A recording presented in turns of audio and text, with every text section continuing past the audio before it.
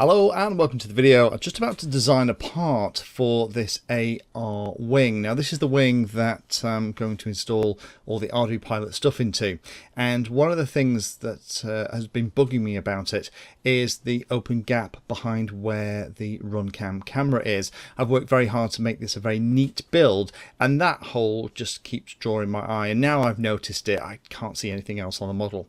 So the great thing about 3D printing is I can fix that quite easily. I can design and print a part in a handful of minutes.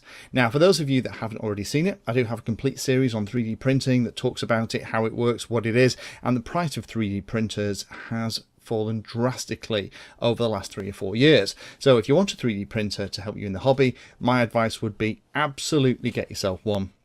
All the hours I used to spend whittling bits of balsa wood for them to be broken, and then have to spend another 3 or 4 hours whittling another piece of balsa wood to fit that hole or to be that mount or to do whatever I needed it to do.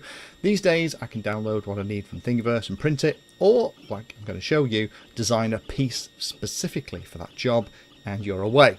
And while I'm on that subject, I have also shared this piece I'm about to design on Thingiverse too. So if you go on Thingiverse, you can find it. I'll put a link in the description. So the first thing we need to do is to actually measure what we need to make. Now this is the hole in the AR mini wing. All you need is something to write the dimensions down on, and a little ruler will work. Something like a vernier gauge or some more accurate measuring is great if you're not using foam. With foam, I tend to, if I'm not sure, slightly oversize the part, because it'll then be kind of a friction fit into the foam itself. A couple of dabs of glue and you'll be away. So the first measurement is 8mm across. Then from the back of it to the back of the connector is 20mm. Then the side piece needs to go out about 15mm. That little piece that goes up over the canopy is about 2mm. And then the other cute thing is this radius tool. Now I designed this, again you can download and print it on Thingiverse.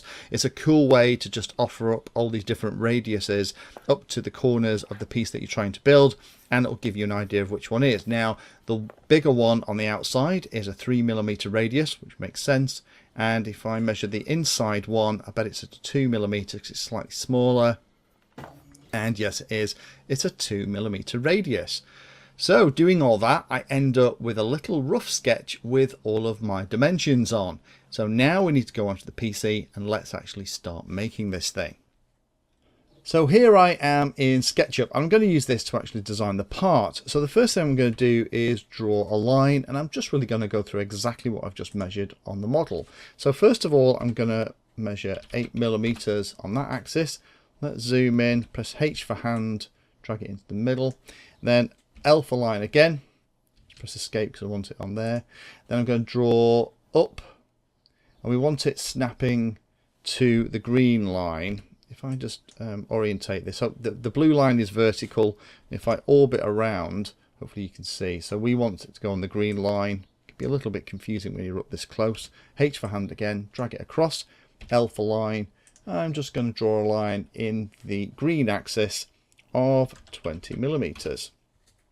Now we can go 8mm across, and I can close that up, and that is the size of the main bit. Now the other bit out here, that came out 15mm.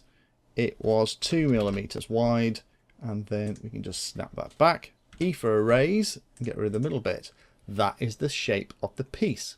Now there are two radiuses on here that we need to take care of. One's 3mm here, one's 2. So what I'm going to do is press T for tape. I'm going to measure from this edge, type in 3mm, measure from this edge, type in 3mm, and we can select the arc tool and go from there to there, double click, and there is our corner. E for erase, and we'll just get rid of those construction lines. T for tape again, 2mm from that edge, 2mm from that edge. What we're going to do, the arc line again, double click, and this sometimes happens when it's a very short segment. So what we're going to do, rather than that, C for circle, put the middle of it on those construction lines and drag it out so it intersects with the piece we want.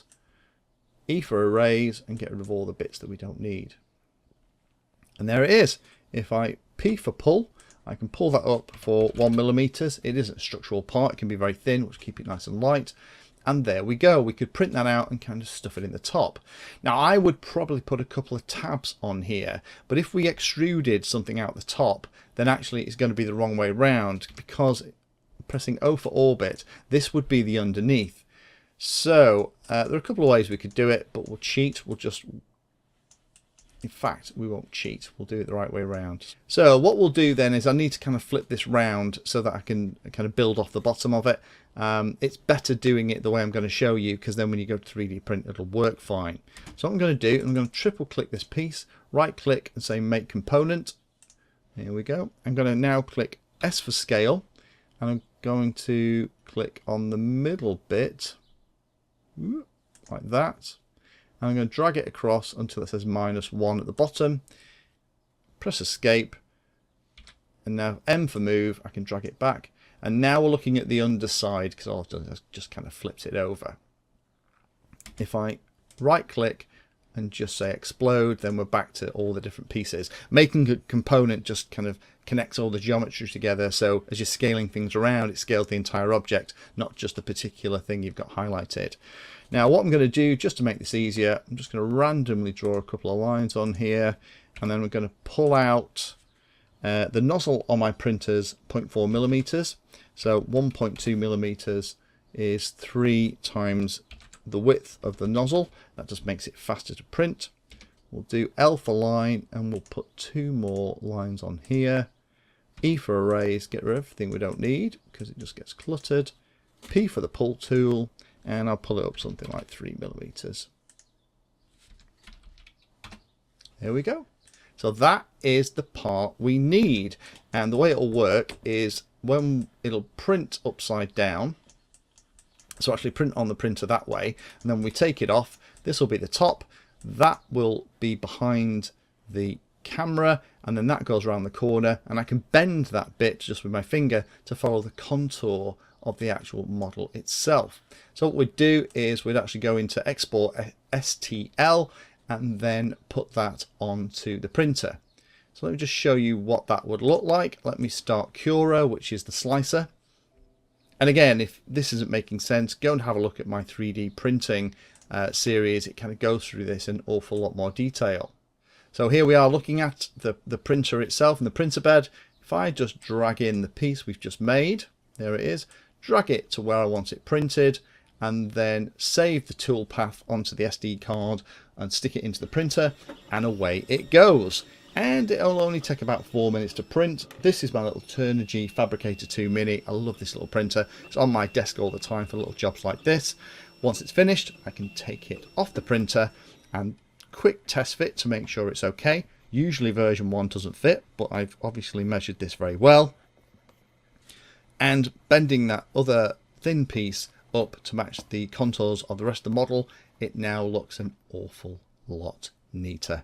So hopefully that's interesting for those of you that like to 3D print stuff, and it's shown you how quick and easy it can be to 3D design and print stuff for your own models. Don't forget, everything I show on the channel is available on my Thingiverse page to download and print. Thanks for watching the video and watching right to the very end. You can find me in all the usual places on social media, and if you like the video and like what I'm doing here, then hit the subscribe button and hit the bell notification icon too. If you really like what I'm doing, you can go the extra mile and become one of my Patreons for access to me directly for support, and also giveaways and regular updates too.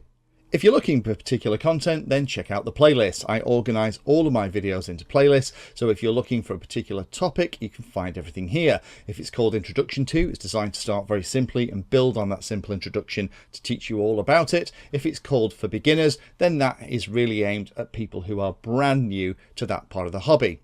You can also search on YouTube for anything that you're interested in using the search function at the top. So iNav Painless 360 will find all of my videos and even the playlists around iNav. So thanks again for watching, and happy flying.